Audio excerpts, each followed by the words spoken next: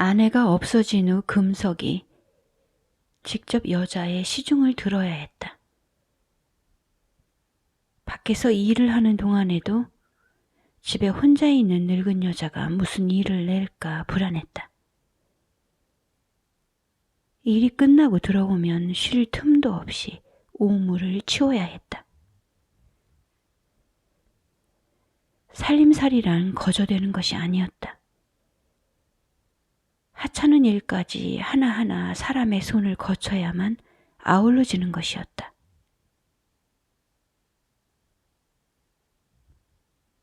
금석은 잡다한 일이 버거웠고 여자의 비위를 맞추는 게 쉽지 않음을 깨달았다. 여자를 상대하는 일은 아내가 했던 일이었으므로 그것이 그리 힘든 일인 줄을 알지 못했다.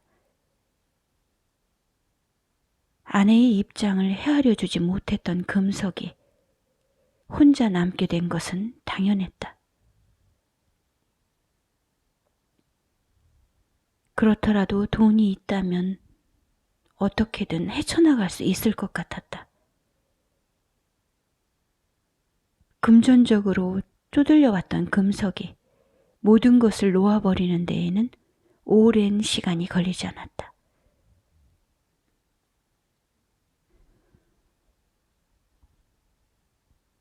금석은 일을 아예 그만두고 여자를 돌보아야 했다. 여자를 핑계 삼아 생업이 아닌 생 자체를 놓아버리고 싶은 것인지도 몰랐다. 여자를 볼 때마다 금석은 무기력이 피어났다. 그것은 상대를 위해 손가락 하나 까딱하고 싶지 않다는 무력감이었다. 금석은 아내와 아이가 보고 싶었다.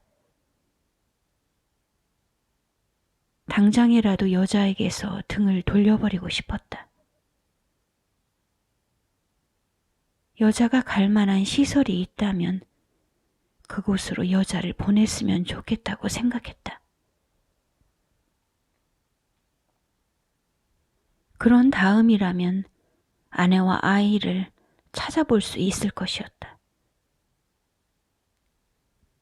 아내는 보잘것없는 금석을 보듬어주고 군색함을 버티어준 유일한 친구였다. 얼마 후 약을 처방받으러 갔던 정신과에서 금석에게 입원 치료를 권했다. 불면증과 대인 공포증이 심화되어 금석의 상태는 더 나빠지고 있었다. 여자가 낳았거나 길렀던 자식들의 연락처를 금석이 수소문했다. 그들은 금석의 전화를 받고 시큰둥했다. 발등에 불이 떨어진 것처럼 구는 금석의 전화를 그들은 조급히 끊으려고 들었다. 시설 쪽을 알아보는 게 나을성 싶었다. 우선 금석은 여자가 보살핌을 받을 만한 곳을 물색해 보았다. 유료 요양원보다는 비영리단체에서 운영하는 곳이 있다면 좋을 터였다.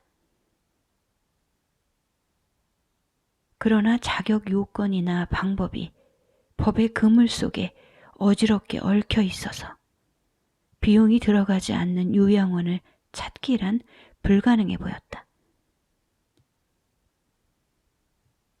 우연히 금석은 대소변을 못 가릴 정도이면 요양 등급을 받은 후에 비용을 절감할 수 있다는 말을 듣게 되었다.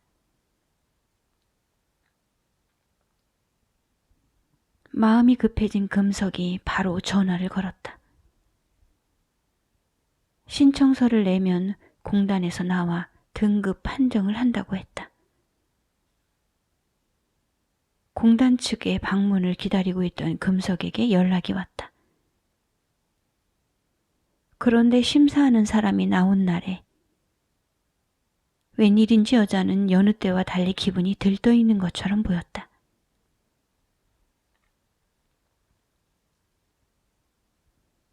평소에는 앉아서 생활하다시피 했던 여자가 갑자기 정신을 차린 듯 자리에서 벌떡 일어났다. 여자는 절름거리는 다리로 부엌을 왔다 갔다 하며 즐거워 보였다. 조사원이 말을 붙이자 의기양양한 어조로 여자가 대답을 곧잘했다. 정정한 태도로 응대하던 여자는 상대가 하는 말에 민첩하게 끼어들어 자기 표현을 했다. 무엇보다도 여자가 생기 있게 굴었다. 그런 여자에게 심사원은 요양 등급을 주지 않았다. 등급을 받으려면 무조건 실생활에서 자력으로 거동할 수 있느냐 아니냐가 관건이었다.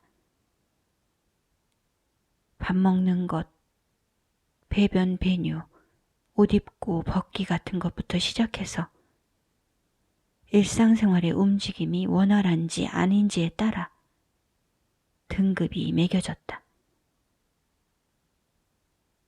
환자의 당일 컨디션이 등급 판정을 좌우할 수 있다고 하더니 그날 마침 여자는 삶의 의욕이 솟구치는 양 태도가 활발했다.